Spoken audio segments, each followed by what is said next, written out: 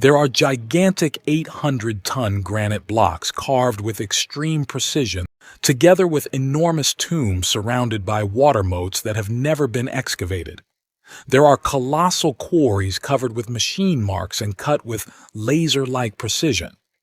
There are massive stone walls resembling those found in Peru and Egypt, the blocks of which couldn't be moved even today with our modern technology. Join us in this documentary, where we will explore the prehistoric marvels of an unknown civilization, which was once the home of an advanced ancient civilization before the end of the last ice age. It's really funny how archaeologists label everything as temples and tombs. Take the Great Pyramids, for example.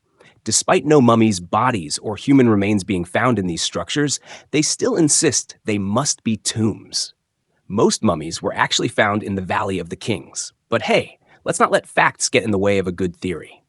One thing that I love that archaeologists do is when they make a finding of some object and they can't really interpret it and can't figure out what it is and what it was used for, so they conclude that it must just be some sort of religious relic.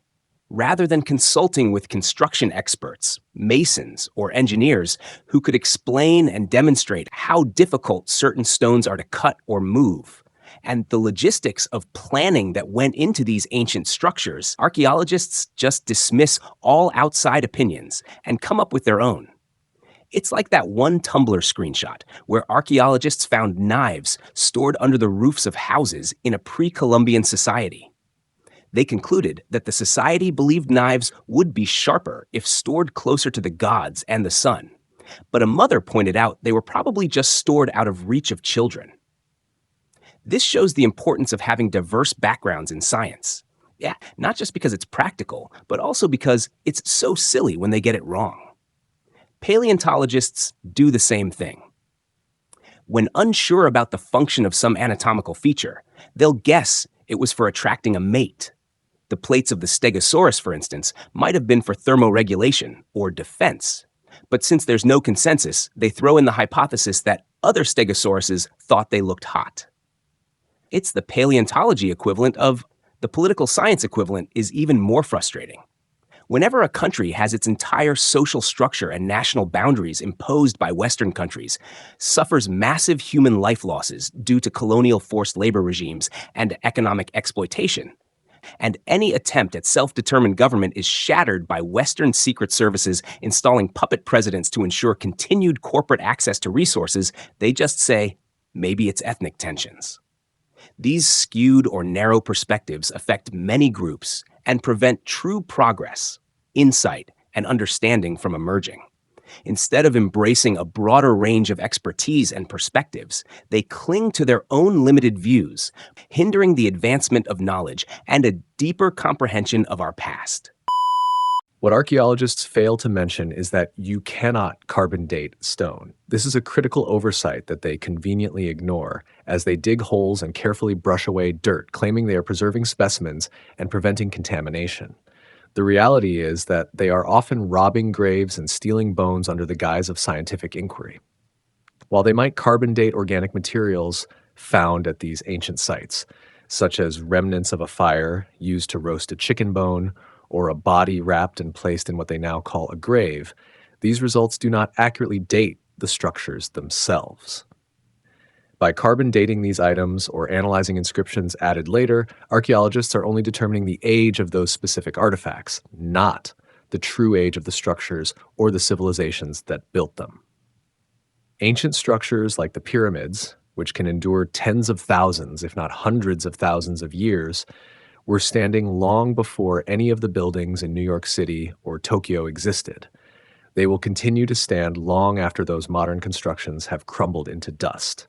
Yet, many of these ancient sites are wrongly attributed to the most recent occupants rather than the original builders. Archaeologists often give credit to the latest civilization to occupy these sites, ignoring the possibility that these structures were created by much earlier and possibly more advanced cultures. I've compiled my own list of sites where archaeologists have likely misdated the timeline. My approach focuses on several key criteria: the type of stone used, with a preference for sites constructed from natural stones rather than cement. Whether the structure was built above ground or carved into bedrock, and the presence of advanced tool marks, indications that the stones were worked with methods beyond the capabilities of known ancient technologies. This includes stones too large to move by primitive means, those that appear melted or lathed, or those bearing signs of high-powered drills or saws. Another important factor is whether the site was accessible by ancient sea routes, rivers, canals, or other waterways, even during the Ice Age when polar sea routes were impassable and the Panama Canal did not exist. Only civilizations with advanced navigation, like the Atlanteans or those around the Mediterranean, Red Sea, and Pacific Ocean, could have reached these locations. These civilizations would have stuck close to known coastlines and islands to ensure access to fresh water, using the stars to guide their way. Lastly, I considered sites with shared myths, religions, or cultural characteristics. Just as Greek and Roman mythologies share characters with different names, and Germanic folklore overlaps with Norse mythology, ancient cultures worldwide share striking similarities. From the global flood myths to the common practice of building pyramids and performing head binding to elongate skulls, these connections hint at a shared ancient knowledge or origin. Using these criteria, I have compiled an extensive catalog of sites, all of which would have been accessible by boat or ship, allowing the transport of tools, equipment, and large groups of people. The full list, complete with Google Maps and Google Earth links, is available in the description below. Some of the notable sites include Giza, Petra in Jordan, the rock-cut temples in India, the rock-hewn churches in Ethiopia, Angkor Wat in Cambodia, Easter Island, Cusco in Peru, and many others. This version places the focus on the limitations of carbon dating right at the start, the forgotten masters of stone. In the annals of history, the ancient builders who worked with granite and other impossibly hard stones remain shrouded in mystery. Granite, andesite, and basalt, these are not stones that yield easily to primitive tools. In fact, the very idea that ancient peoples with rudimentary technology could have quarried, shaped, and transported these massive blocks defies conventional understanding. Yet, scattered across the world, we find evidence of advanced quarrying and construction techniques that suggest a shared knowledge, a lost technology among the builders of ancient Peru, the creators of the Sphinx, the Osirian, Luxor Serapeum, Petra, Göbekli Tepe, the Ellora Caves in India, and the Moai on Easter Island. These ancient sites, built with the hardest stones known to man, bear striking similarities in construction methodology. The precision with which these stones were cut, often interlocking with no need for mortar, and the massive scale of the blocks used point to a technology that modern science struggles to explain. The smooth, polished surfaces and intricate carvings found in these locations were not the work of primitive chisels or hammers. Instead, they suggest the use of advanced tools capable of drilling, sawing, and even melting stone, a level of sophistication that seems out of place in the timeline of human history. It is not just the techniques that bind these ancient builders together, but also their apparent understanding of the properties of these hard stones. Granite, for instance, is a rock so dense and durable that even modern quarrying methods struggle with it. And yet, in places like Peru and Egypt, we see enormous granite blocks shaped and fitted with astonishing precision. The same can be said for andesite, the volcanic rock used in the construction of Sacsayhuaman in Peru, a stone so hard that it rivals the durability of granite. The question that arises is, how did these ancient builders, separated by vast distances and time, come to possess such similar knowledge and techniques? The answer may lie in a shared origin or a forgotten civilization that passed down this advanced technology. This civilization, perhaps lost to time, had mastered the art of working with stone in ways that would astound modern engineers. They understood the intricacies of quarrying, moving, and shaping these massive stones, a knowledge that has since been lost or suppressed. As future civilizations stumbled upon these ancient sites, they were both awed and perplexed. Some tried to quarry the already built structures, seeking to reuse the stones in their own constructions.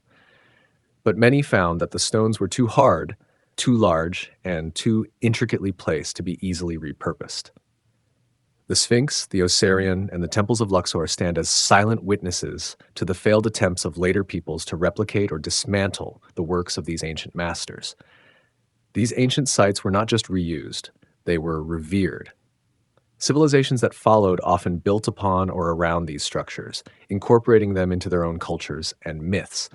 But the original builders and the technology they used were forgotten, their legacy buried beneath layers of history. As we stand in the shadow of these ancient wonders, it becomes clear that our understanding of the past is incomplete. The granite blocks of the Sphinx, the intricately carved stones of Petra, and the mysterious statues of Easter Island all tell a story of a lost civilization with knowledge far beyond what we have been taught.